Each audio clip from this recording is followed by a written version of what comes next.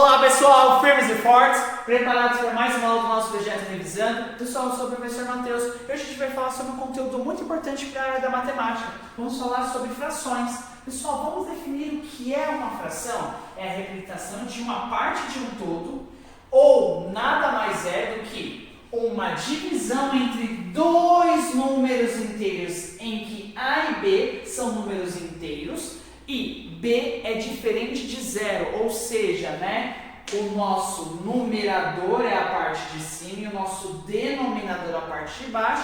Essa parte de baixo é diferente de zero.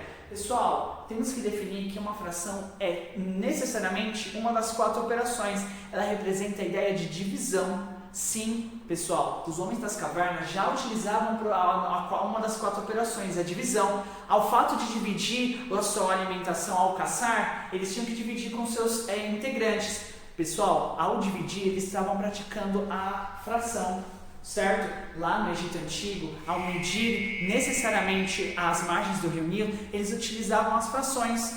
Necessariamente a fração é representada pela parte de cima como numerador e a parte de baixo como denominador, tá bom, pessoal? Lembrando que o símbolo para a fração é essa barra. Ela pode ser de dois tipos. Ela pode ser uma barra horizontal ou pode ser uma barra oblíqua. O que é uma barra oblíqua? É essa barra deitadinha aqui. Esses dois modelos são frações. Tudo bem? Essa é uma fração usual, essa é uma fração, no caso, com um traço oblíquo. Tudo bem?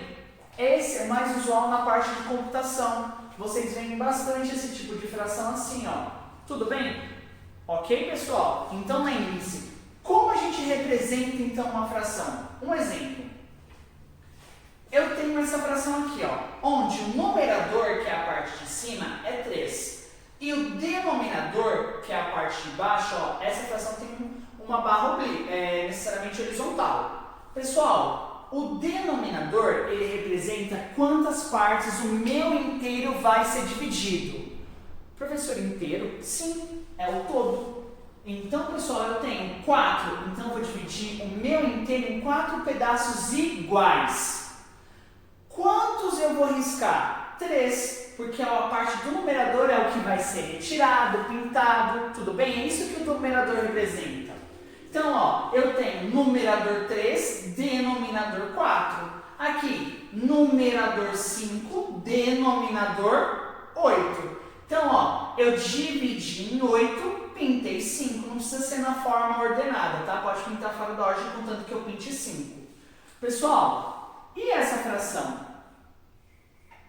Quem é o denominador? O 9. Quem é o numerador? O 7. Pessoal, quantas eu dividiria o inteiro? Se eu fosse dividir, eu pegaria uma figura, certo? E dividiria ela em 9 pedaços. E pintaria quantos? 7.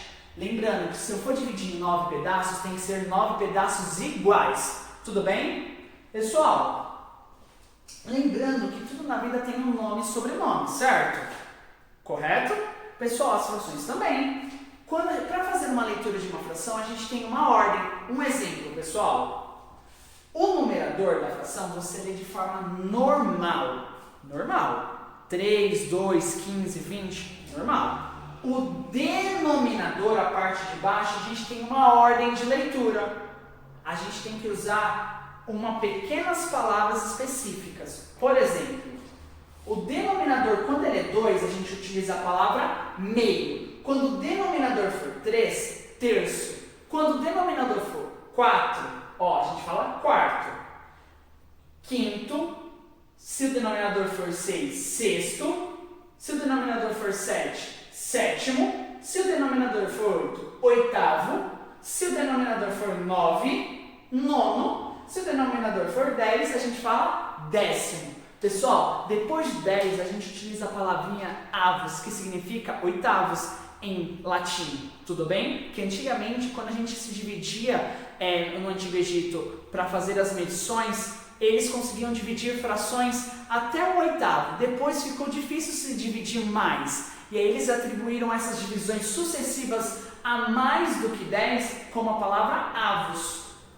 Pessoal, então, ó, 11 avos, 12 avos, 13 avos, 14 avos, 15 avos, 23 avos, 35 avos, 99 avos. Pessoal, lembrando que 10, 100 e 1000 tem leituras diferentes, tá? 100, centésimos, 1000, milésimos.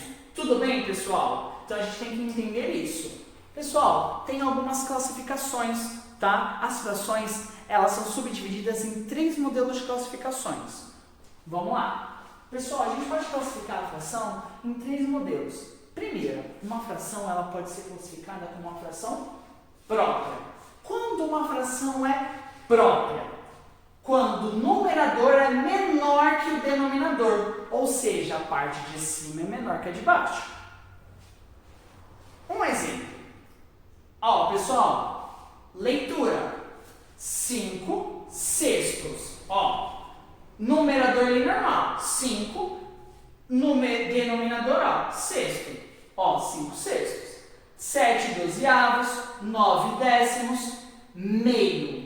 Então, ó, vocês perceberam que os denominadores são maior que o numerador? É uma fração própria. E quando uma fração é imprópria? Professor, imprópria? Sim.